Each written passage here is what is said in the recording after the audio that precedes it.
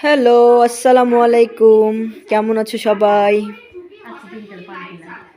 আজকে ফ্রাইডে, আমরা শুয়ে শুয়ে কার্টুন দেখছি, বাংলা কার্টুন। কার্টুনের নাম কি রে?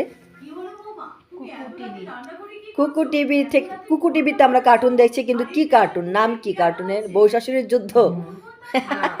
তাহলে কি?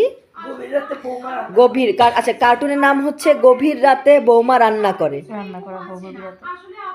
আপনারাও দেখেন আমাদের সাথে কার্টুন। এখানে একটা বিটলা বাবু আছে, এই যে বিতুল বাবু, 1 নম্বরে বিটলা, ঘুমায় না। রাত 1টা বাজে, তোমার তো পেট খারাপ করবে। এমনিতেই কিছুদিন ধরে আমার পেটের গন্ডগোল হচ্ছে।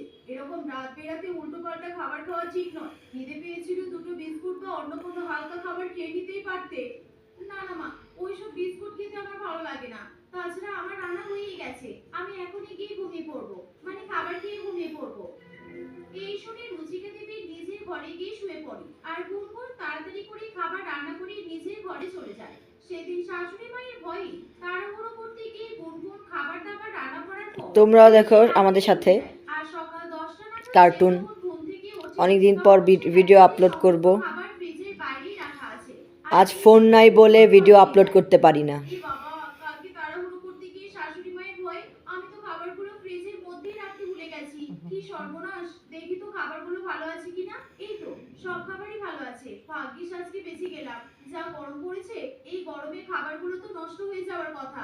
অনেক রাত করে রান্না করেছি বলে হয়তো কিছু হয়নি। যাক, ভালোই হলো। সঞ্জয়ের টিফিনটাকে প্যাক করে দিই, তারপর ওদেরকে খেতে দেবো। এই বলে গুনগুন রাতে রান্না করা খাবার সঞ্জয়ের টিফিন বক্সে প্যাক করে দেয়। আর